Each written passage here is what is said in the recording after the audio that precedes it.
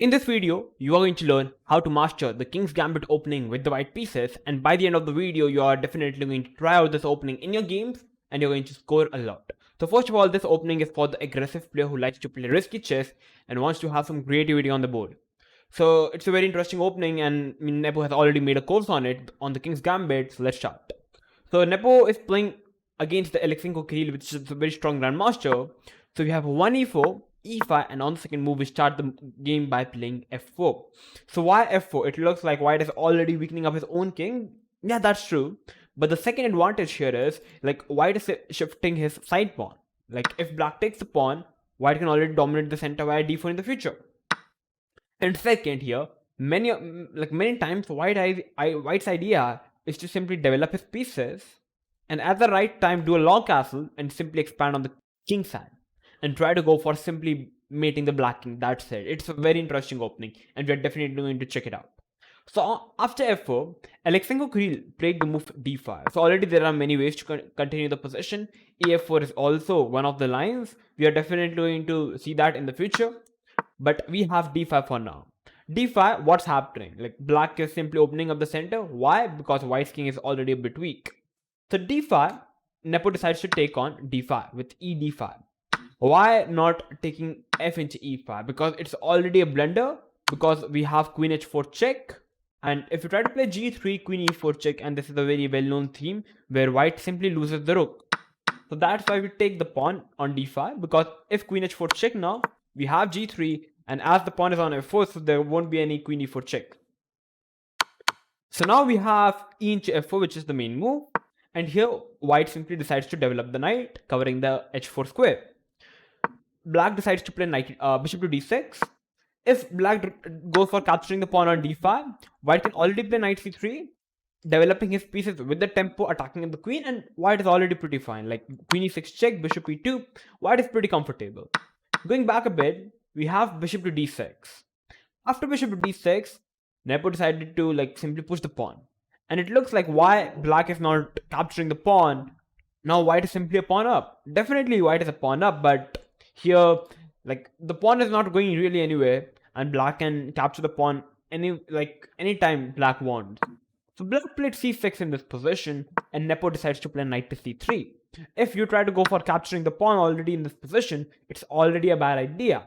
Why? Because after knight into c6, you can already realize black is developing his pieces quite rapidly, and as your king is already in the center, it can there could be huge consequences in the future. So that's why it's better not to capture, not to get very much greedy, but simply focus on the development of your pieces by playing knight to c3. Knight to f6, and now we have queen to e2 check, a very interesting move and a very common move you must know whenever you are playing the King's Gambit opening. So after queen e2 check, we have the move king to f8, which is actually the best move. If you try to play queen to e7, which looks quite natural in the lower level, like trading of the queens, you can definitely go for trading of the queens, and now you can simply play bishop to c4.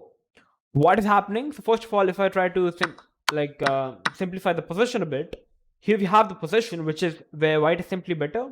Why? Because first of all, material-wise the position is even, but here black is having 2 pawns on the f file. White can simply do a short castle and simply hammer the f4 pawn, can capture the pawn, and here white is also having 4 pawns on the queen side versus 2 pawns, which already gives white a huge chances of winning the endgame. So that's why we have king to f8, and now we have knight to e5 by Nepo, centralizing the knight. Pawn takes pawn, and now we have bishop into f4. So this was the idea of Nepo.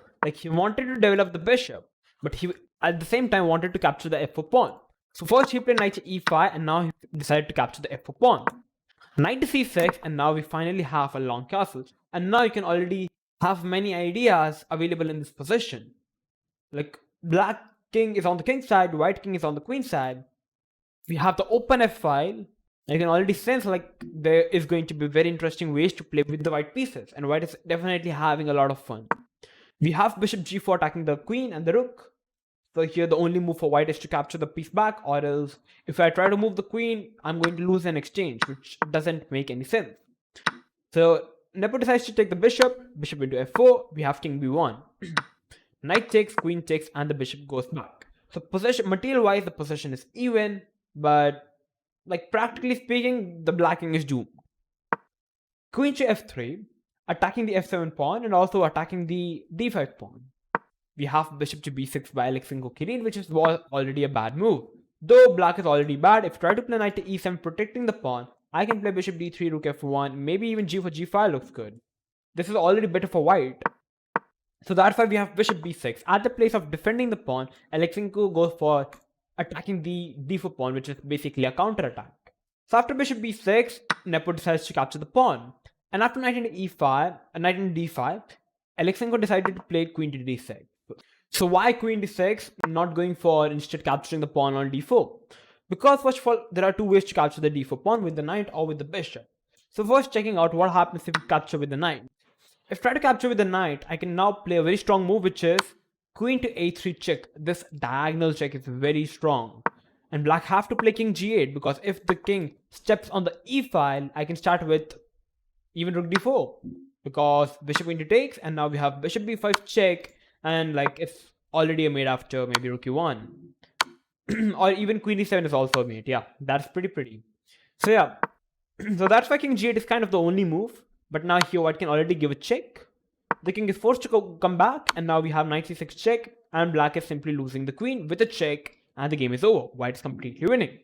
So that's why capturing with the knight is already a bad move. And if you try to go for capturing with the bishop, now here I again go for queen a3 check, king goes over here, and now this time as well I want to play knight e7, but I can't because the black knight is already covering the square.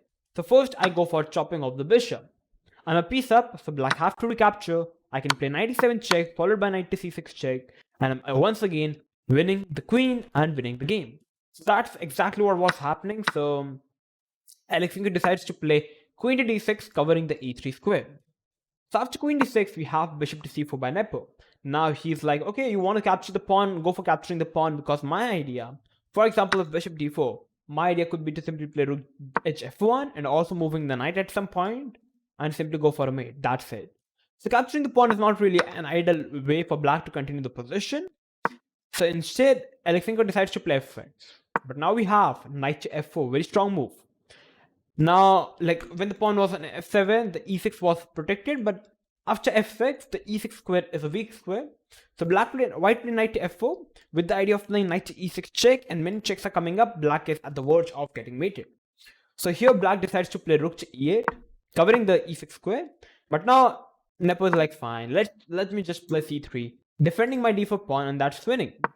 King e7, rook e1 check, king goes over here. So black's idea is to put the king at a safer square on b8, but white is not really going to give him that much time. We have knight e6 check, king goes to c8, and white decides to chop off the pawn, attacking the rook. We have a rook trade, and now we have king b8, and now we have g3, simply protecting everything. We have bishop to c7, and now we have knight to c4, attacking the queen. The queen goes back, we have bishop to d5, attacking the knight. And now white's idea is pretty simple, just trade off everything, because white is having 6 pawns, black is having 4 pawns. So basically, if I trade off everything, I'm going to have 6 pawns in the end of the day, and black is going to have 4 pawns, which is completely winning for white. So black trying to keep the maximum pieces on the board via knight a5, but after b4, the knight is trapped. If the knight goes back, I can simply take it, and that's even lost. So black decides to play rook e8, but Nepo simply traded out the rooks, and he went for capturing the knight. That's it. And after being to a5 on the move number 28, Nepo decides to Alexenko Kirill decides to resign the game, and Nepo simply won in 28 moves by playing the King's Gambit opening. So here, if Alexenko decides to give some checks, it's not really working out because of king c2. I guess now there are no real checks, and white is completely winning. White is a piece up, even 2 pawns up, and that's completely winning. So yeah, this was a fantastic and a brilliant game played by Nepomniachtchi to beat Alexenko Kirill. And I think you can definitely check out the King's Gambit opening, because it's a very fun opening and it's a very aggressive opening. If you like to play aggressive, risky chess, it's the perfect opening for you. But one important and key move that you must remember is that you should always go for long castling many times, because generally you are already expanding on the king side, so it's better to safeguard your king on the queen side. And always start with queen into check so that you can simply develop your queen side pieces. like this, and simply go for long castle, and eventually launch a strong attack on the black king, and eventually win the game. So it's a very interesting opening. You must try out this opening in your game. What can be the worst that can happen? You can lose the game. That's it. But eventually, you are going to win, and you're going to learn a lot, and you're going to improve a lot. So my best wishes to you all. So if you learned anything new from this video, make sure to like the video, share this video with everyone, and make sure to subscribe to our channel if you are new to our channel. I'm going to come up with these more interesting videos like this. So till then, stay tuned and keep watching OneShot Chess.